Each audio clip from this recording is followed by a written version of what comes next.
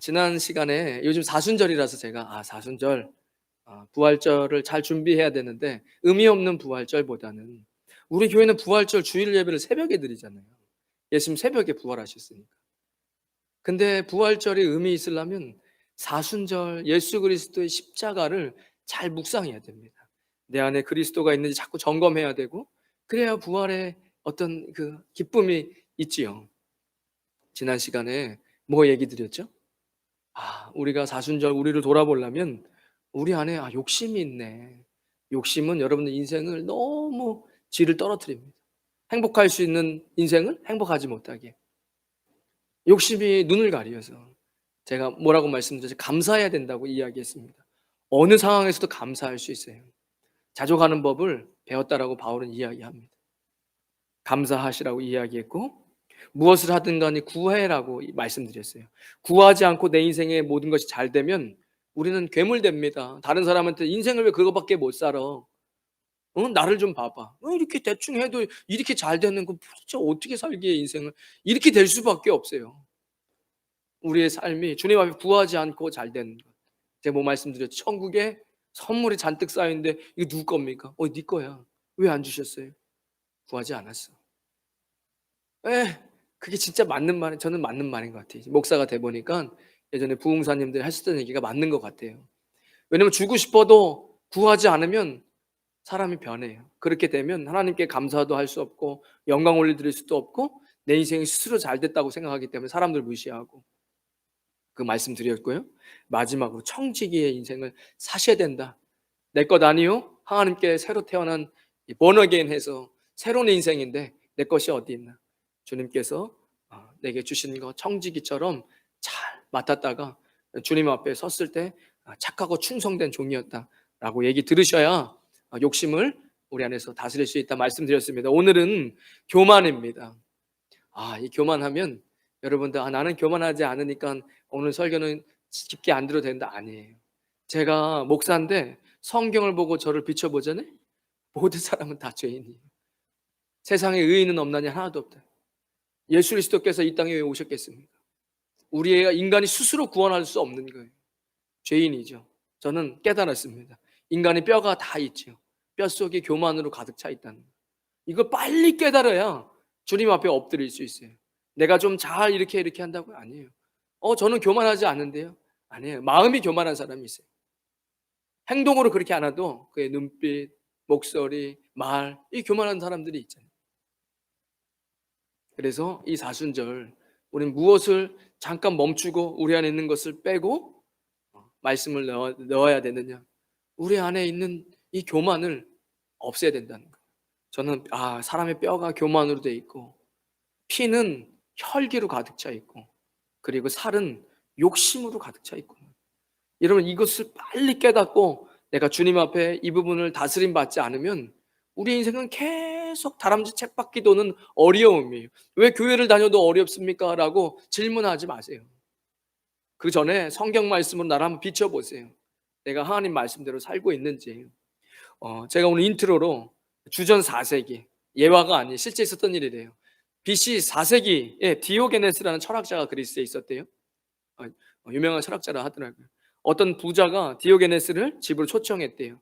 그리고 어떤 가르침을 받기 위해 초청했겠죠. 근데 사실 그 부자는 자신의 것을 자랑하기 위해서 이 디오게네스를 초청했다라고 합니다. 계속해서 자신의 비싼 보석을 보여주고 정원을 자랑하고 그리고 황금으로 된 것들을 자랑하고 단 1분도 디오게네스에게 말을 할 기회를 주지 않았대요. 디오게네스가 갑자기 하고 가래를 모으더니 가래를 그 사람 얼굴에 뱉어버렸대요. 실화래 실화. 제가 충격이다. 그리고는 이렇게 얘기했답니다. 당신의 집은 너무 깨끗하고 아름답군요. 그래서 아무리 둘러보아도 내가 가르침을 뱉을 만한 곳이 발견되지 않았습니다. 단지 교만과 위선으로 가득한 당신의 얼굴이 내게 쓰레기통처럼 보이는군요. 와, 대단합니다. 이런 일이 있었다는 거예요. 잠언 16장 18절에 교만은 패망의 선봉이요 거만한 마음은 넘어짐의 앞잡이니라. 성경이 이렇게 이야기합니다. 교만은 패망의 선봉이에요. 여러분 인생이 갑자기 망가지고 어려워지는 경우가 있어요. 왜 그러죠? 성경은 교만했기 때문이라고 이야기합니다. 거만함은 넘어짐의 앞잡이다. 인생이 덜커덕하고 넘어지는 거예요. 주님 앞에 잘 따르는 분들은 그러지 않겠지만 성경은 교만한 사람들, 거만한 사람들은 무엇이 잘 되는 것 같다가도 폭삭하고 인생이 무너지는 경우도 있다는 거예요. 교만한 사람은 다른 사람이 옳은 말을 해도 귀담아 듣지 않는답니다. 교만은 진실을 볼 수 있는 마음의 눈을 멀게 하기 때문에 스스로 속는 경우가 많답니다.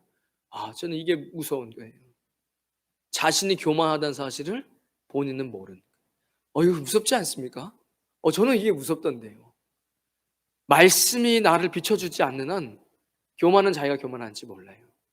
그런데 목회자니까 사람들의 겉모습을 보지는 않잖아요. 저분이 어려운 일이 있나? 저분이 어떤 마음이 안 좋은데? 두려움이 있으신데? 아니면 뭐 문제가 있으신데? 같이 기도해야 되잖아요. 교만하신 분들은요, 목, 목이요. 실제로 그러지는 않죠. 근데 이 사람들이랑 이야기할 때 이렇게 하고 이렇게 해요. 눈이요. 사람들은 항상 이렇게 깔봐요.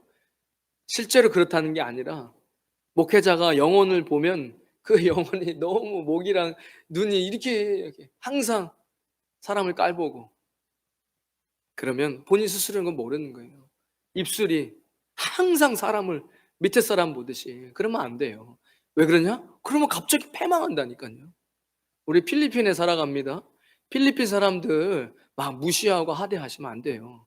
우리가 이 땅에 살아가는데 이 땅 사람들을 축복하고 이 땅을 축복해야 그 안에서 좋은 열매가 맺지요.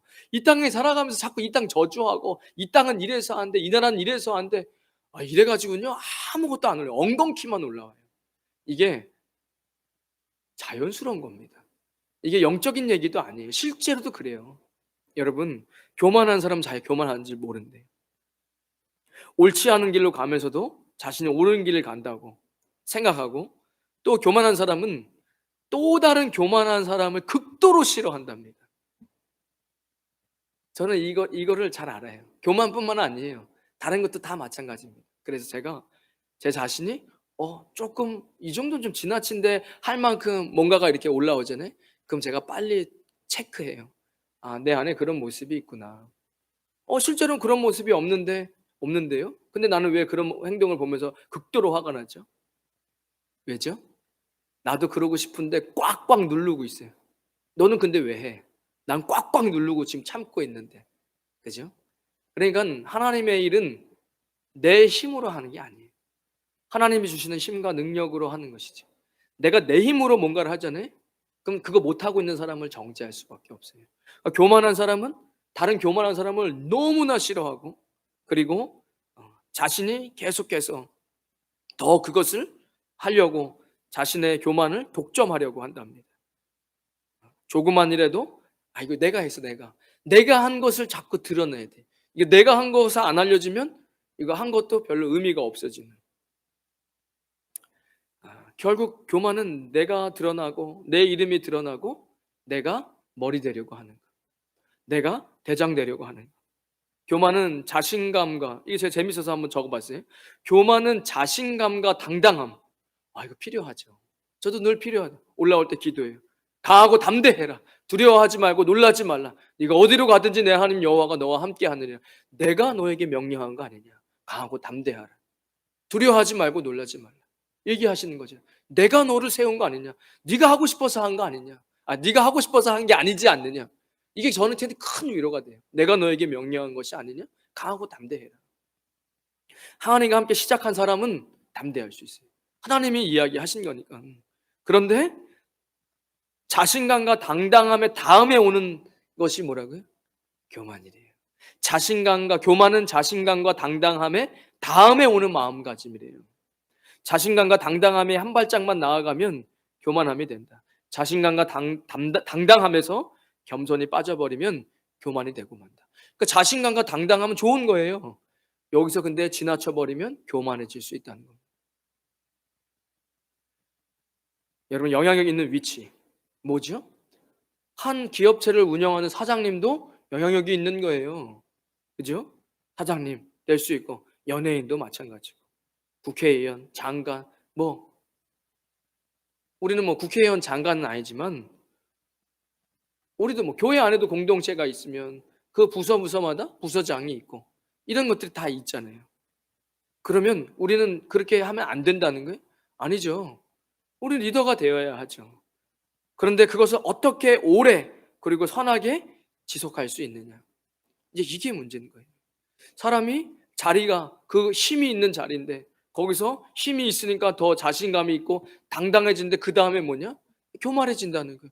그러니까 단번에 그냥 뭐 장관에서 낙마한다든가 떨어진다든가 이런 일들이 비재하잖아요. 연예인들도 마찬가지. 영향력이 있는데 단번에 문제가 되어져서 무엇을 내가 했다고 하면 그것을 오래 지속할 수 없다는 거예요. 왜죠? 그것은 교만한 사람의 마음이라는 거죠. 이 세상에 어느 누구도 교만한 사람을 좋아하는 사람은 없습니다. 누가복음 9장에 9장 46절에 제자 중에 누가 크냐 하는 변론이 일어났답니다. 제가 이 말씀을 보면서 2000년 전에도 1000년 전에도 500년 전에도 지금도 여전히 사람들은 무리가 섞이면 언제든 누가 대장할 건데 목소리가 커야 내가 대장 될 수 있나? 많은 어쨌든 이런 문제는 늘 있었구나. 아니 예수님을 따르겠다는 제자들 가운데서도 누가 크냐 서로 싸웠다는 거예요.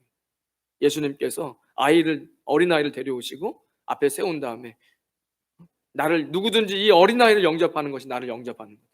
너희 모든 사람 중에 가장 작은 자가 큰 자다 라고 이야기하시는 거예요. 그러면 이 교만함을 어떻게 해결할까?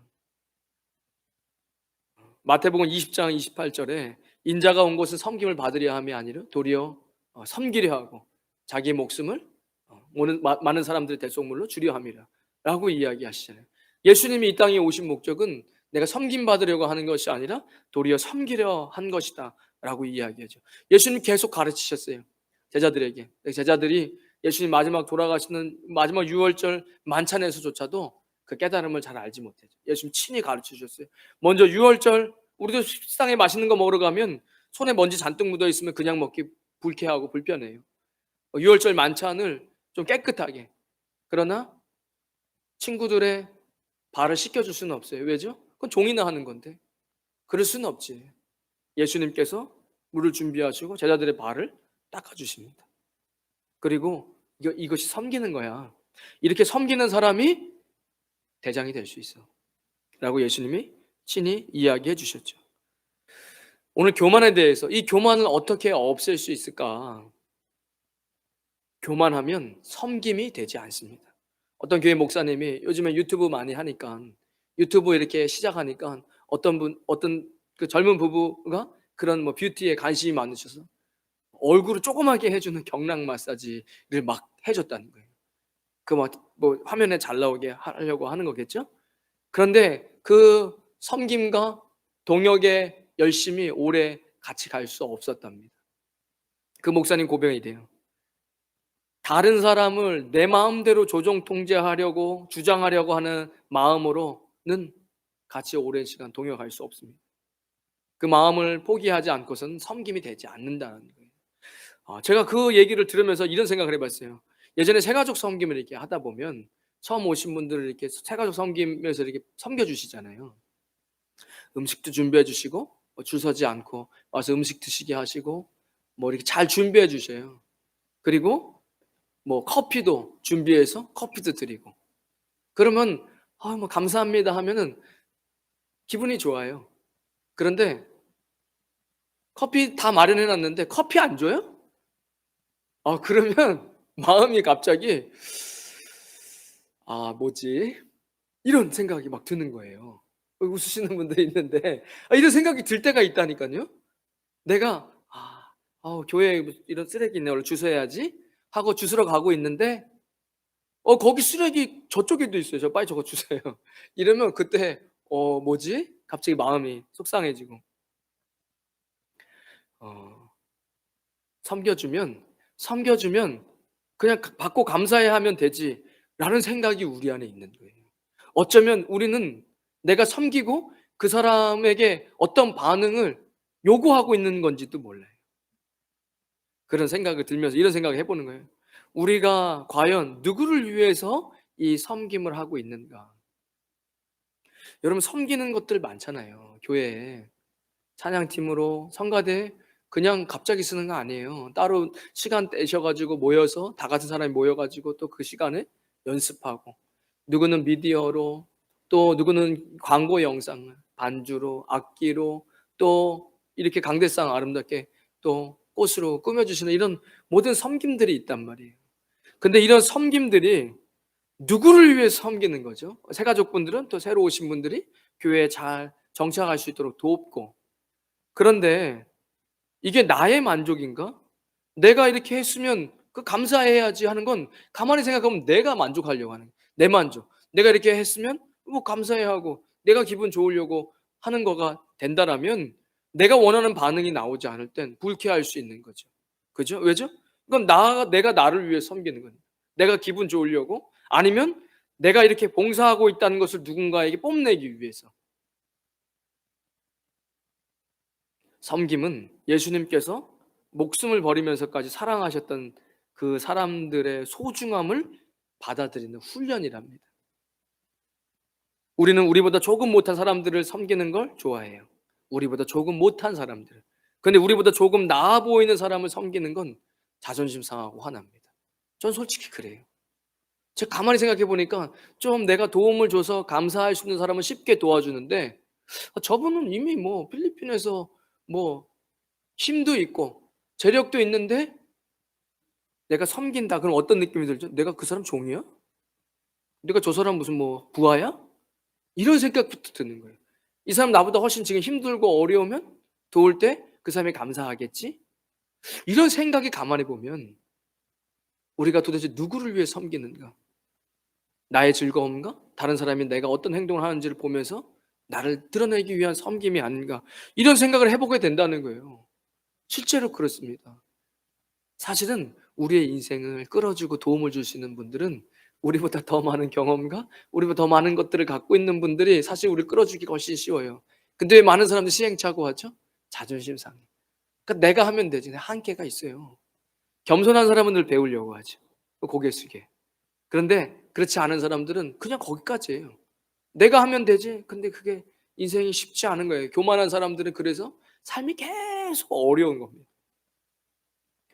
섬김, 교회에서 아까 이야기했던 이런 모든 일련의 봉사들 참 귀하고 그리고 칭찬해 드리고 싶습니다. 그런데 교회에서 섬김은 우리가 생각하는 그 섬김보다 더 큰 의미가 있다는 거예요.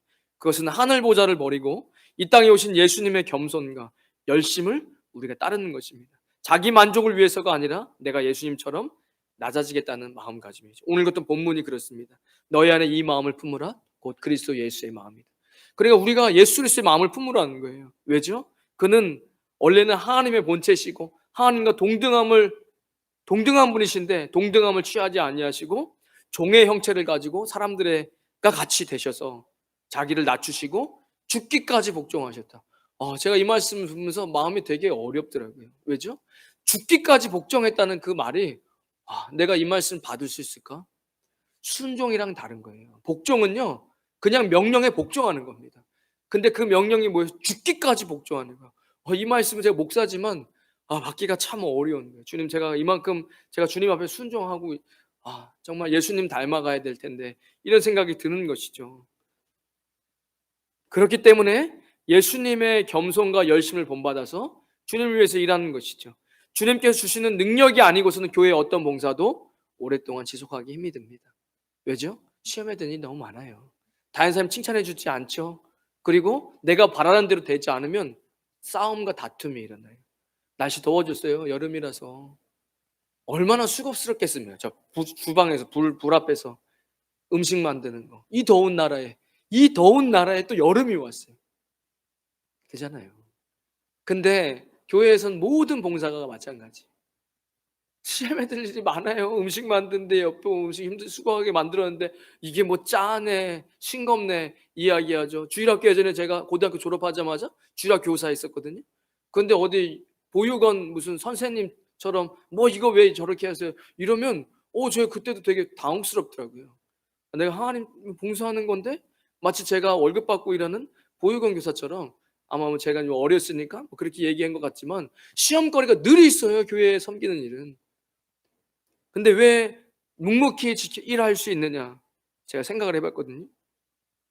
그 섬김이 우리를 기쁘게 하지 않는 거예요. 우리를 기쁘게 하지 않는다고 우리가 당황할 필요는 없습니다. 그것은 종을 기쁘게 하기 위해서 우리가 섬기는 게 아니라 주인을 기쁘게 하는 것이기 때문에 섬기는 거죠. 여러분들이 하는 교회의 봉사, 내 만족과 나의 즐거움으로 하는 거 아닙니다. 즐거움이 없을지라도 주인, 나를 구원하신 그 주님의 즐거움을 위해서 그분께 우리가 봉사하는 거기 때문에 그것을 묵묵히 할 수 있다는 거예요. 그러면 어떤 음성이 들리는지 아세요? 교회는 늘 시험거리가 있어요. 그런데 제 개인적으로는 이런 거, 가슴이 아파. 내가 이런 얘기 들으려고 하는, 뭔가 시험이 막 들려고 하는데, 예배 가운데 기도하는데 어떤 소리가 들려요? 내가 다 안다. 이러면 뭐 더 이상 상관없어요. 누가 뭐라고 했든. 왜? 내가 처음부터 주님 때문에 봉사한 건데 주님이 다 안다는데. 그러면 뭐라고 다른 사람이 이야기하면 더 이상 문제되지 않습니다. 내가 너의 아픔을 안다. 네가 나와 십자가를 함께 해 주어서 고맙다. 뭐 이런 얘기 한번 들으면 교회에 어떤 봉사 누가 알아주지 않아도 기쁨이 막 샘솟는 거예요. 그런 게 없으면 교회 봉사 오래 할 수 없습니다. 왜죠? 시험에 드는 일이 너무 많아요. 왜? 사람들이 계속 칭찬해 주는 거 아니잖아요. 내가 원하는 대로 사람들이 따르지 않잖아요. 내가 원하는 대로 친절과 봉사를 베풀잖아요. 그럼 늘 부딪힘이 나와요. 제가 이래서 섬김은 훈련이구나. 겸손해지기 위한 훈련, 섬김이죠. 제가 이런 생각을 해봤어요. 훈련, 이 섬김은 좋아하는 일보다는, 내가 좋아하는 일보다는 그리스도의 몸된 교회에 필요한 일들을 하겠다는 마음가짐이 더 중요하겠다. 내가 좋아서 하는 일보다는 그리스도의 몸된 교회에 이런 부분이 좀 필요하고 부족한데 내가 이런 부분들을 하나님 보게 하셨으니까 좀 부족할지라도 해야 되겠다. 이런 생각들이 맞죠. 왜죠? 나의 즐거움은 금방 힘들고 어려져. 누군가가 그 즐거움에 방해를 한다면 하나님의 즐거움이 아니라 나의 즐거움이었으니까. 두 번째, 사람의 칭찬과 인정을 과감하게 포기하셔야 됩니다. 그것이 중독되어지면 반드시 교만해지고 넘어집니다. 존 버는의 천리 역정의 마지막 되면 주인공 크리스찬이 힘든 역경 다 이겨내고 마지막 거의 끝에쯤 가서 이 어떤 할아버지같이 생긴 이 마귀가 변신해서 당신이 크리스천이군요. 얼마나 얘기 많이 들었는지 몰라요. 이 세계에서 소문이 바다합니다. 그런 일도 하셨다면서요? 저런 일도 하셨다면서요? 처음에 아니라고 하다가 나중엔 그런 일도 있었죠. 그런 일이 있긴 있었죠. 하면서 점점점 교만해지다가 이 망토에 확 잡혀가지고 넘어지는 이런 일들이 있잖아요. 우리 신앙도 마찬가지입니다. 제가 생각을 해봤거든요. 여러분들 어떤 일들을 섬기면 누가 칭찬하시잖아요. 칭찬하는 사람은 문제가 안 돼요. 여러분 칭찬하셔야 돼요. 서로 칭찬하는 것은 문제가 안 돼요. 칭찬을 받는 사람이 문제죠. 그 칭찬을 받고 내가 교만해지는 게 문제예요. 내가 그런 사람이지. 그러면 안 되는 거예요. 그 제가 이렇게 적어봤어요. 여러분 따라 한번 해보실까요? 여러분 누군가가 여러분들 칭찬했어요. 너무 잘하셨어요. 너무 정말 잘하셨는데요. 이렇게 칭찬을 하세요. 그러면 우리는 그런 칭찬을 받으면 이렇게 얘기하시면 따라해 보세요. 칭찬해 주셔서 감사합니다. 다 하나님의 은혜입니다. 이렇게 얘기하셔야 돼요. 제가 신앙생활 오래 하신 분들 있잖아요. 영성이 아주 높으신 분들 보면 칭찬을 받잖아요. 그분들 보세요. 다 아유 감사합니다.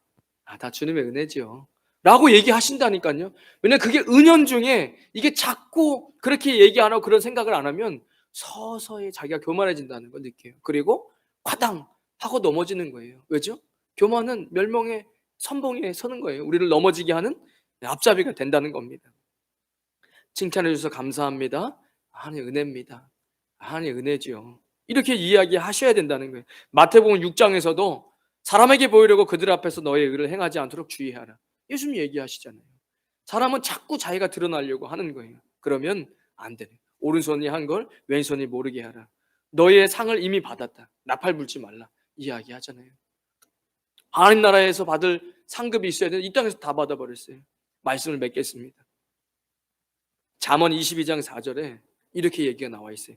겸손과 여호와를 경외함에 그 보응은 재물과 영광과 생명이니라. 여러분 영향력 있는 사람이 되십시오. 사장님도 하시고 리더도 되십시오. 그것을 오래오래 존경받으시면서 누리십시오. 그러시려면 겸손한 자가 되셔야 됩니다. 겸손한 자는 섬기는 자입니다. 말로 겸손한 게 아니에요. 그 사람의 얼굴이 겸손한 게 아니에요. 그 사람의 삶이 섬기고 있느냐. 이래야 여러분 가지고 있는 그 포지션을 오래오래 그 영향력, 리더십을 누릴 수 있다는 겁니다. 이 사순절 예수 그리스도의 십자가를 묵상하시면서 우리 안에 있는 교만 어떻게 뺄 수 있는가? 겸손해야 하는데 이 겸손은 예수 그리스도를 닮아서 섬기는 자입니다. 나를 위해서 나의 기쁨으로 내가 원하는 대로 섬기는 게 아니라 주인의 기쁨을 위해 섬겨서 늘 주님 안에서 겸손하신 저와 여러분 되시기를 주님의 이름으로 축원드리겠습니다. 하나님 감사합니다. 우리 인생 가운데 교만함 때문에 늘 성장하지 못하고, 교만함 때문에 관계가 깨어지고, 교만함 때문에 우리의 인생이 자꾸 무너집니다. 주님, 이 교만을 우리 스스로 해결할 수 없습니다. 늘 그리스도의 보혈로 우리를 덮어주시고 회개케 하시고, 다른 사람들에게 내 마음대로 하기 원하는 이러한 마음들을 주님 내려놓고 예수님의 기쁨이 되기 위해서 섬기게 하여 주시옵소서. 사람들에게 보이기 위해 섬기지 않게 하시고, 내 마음대로 섬기지 않게 하시고, 우리의 주인 되신 예수님의 기쁨으로 섬길 수 있는 그런 믿음의 사람들 되어지게 하여 주시옵소서. 이제는 우리 주 예수 그리스도의 크신 은혜와 하나님 아버지의 무한하신 사랑과 성령님의 감동 감화 교통하심이 오늘 거룩한 주일 주님 앞에 나와 겸손하기로 다짐하는 주의 백성들 머리머리 위에, 그들의 가정과 자녀들 위에, 땀 흘려 일하는 믿음의 기업 위에, 우리 임마누엘 교회와 이 땅 필리핀과 조국 대한민국 위에 지금부터 영원까지 함께 하시길 간절히 축원하옵나이다. 아멘.